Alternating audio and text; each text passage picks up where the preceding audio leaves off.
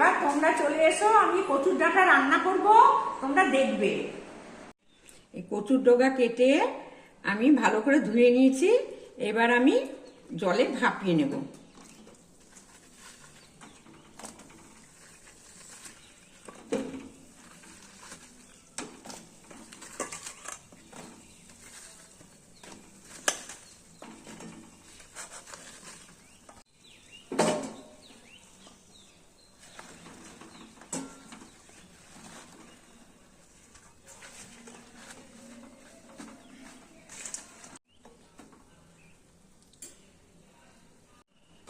এবার আমি ঢেকে দিচ্ছি, দেখি সেদ্ধ হয়েছে নাকি। হ্যাঁ, সেদ্ধ হয়ে গেছে, সেদ্ধ হয়ে গেছে। এবার আমি নামিয়ে জলটা ছেঁকে নেব। এবার তেল গরম হয়ে গেছে, আমি ছোট ছোট করে ছানার বড়াগুলো করে নিচ্ছি।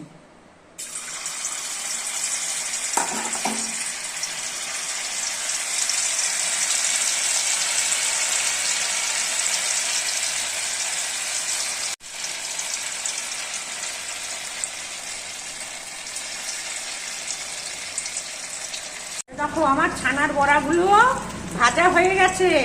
এবার আমি তুলে নিচ্ছি।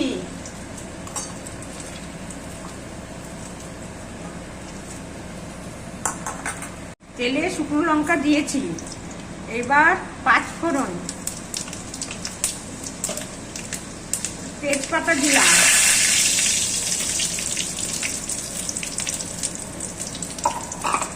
আদা আদা কুচো দিলাম,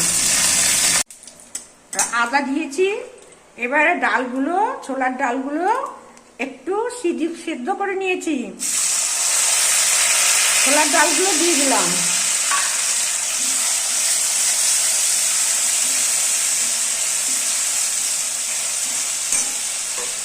এর মধ্যে ধনে জিরার গুঁড়ো আছে, দিয়ে দিলাম।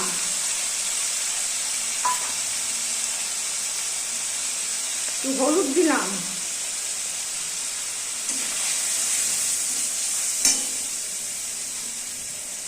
লঙ্কার গুঁড়ো,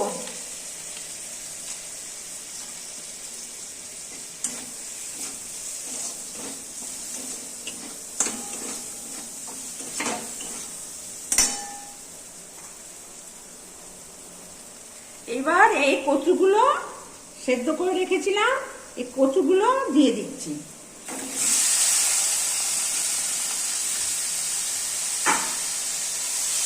কচুর ডাঁটাগুলো সিদ্ধ করে রেখে এখন এগুলো দিয়ে নাড়ব।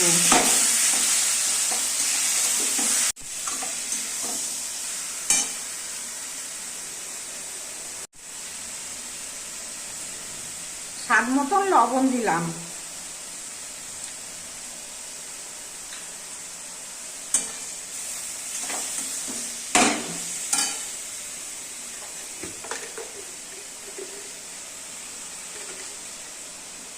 অল্প একটু চিনি দিলাম।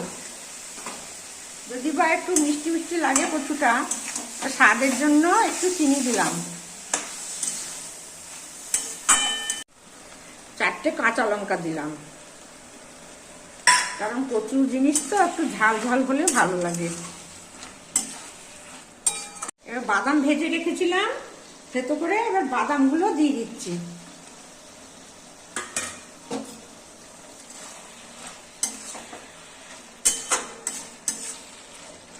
এবার ঢেকে দিলাম। দেখি ঢাকনা খুলে কেমন হলো, হয়ে এসছে। এবার ছানার বড়াগুলো দিয়ে দিলাম, আগে দিলে তো গলে যাবে, তার জন্য পরে দিলাম।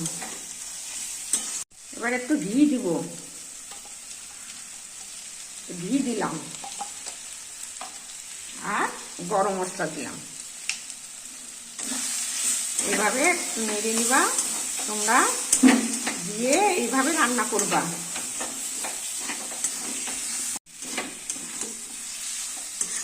অনেকে এটাকে কচুর শাক বলে, আমরা কচুর ডাঁটা বলি।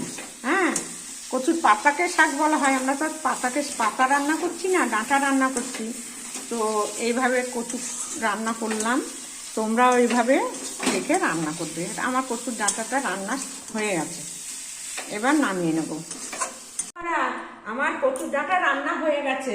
হ্যাঁ, এগুলো তোমরা মহাপ্রভুর ভোগেও দেয়, তোমরা উপোসের দিন রান্না করে খেতেও পারবে, নিরামিষ রান্না, খুব ভালো লাগবে।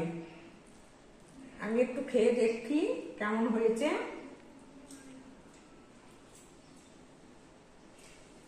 দারুণ হয়েছে। তোমরা এইভাবে রান্না করে খাবে, আমাকে লাইক করবে।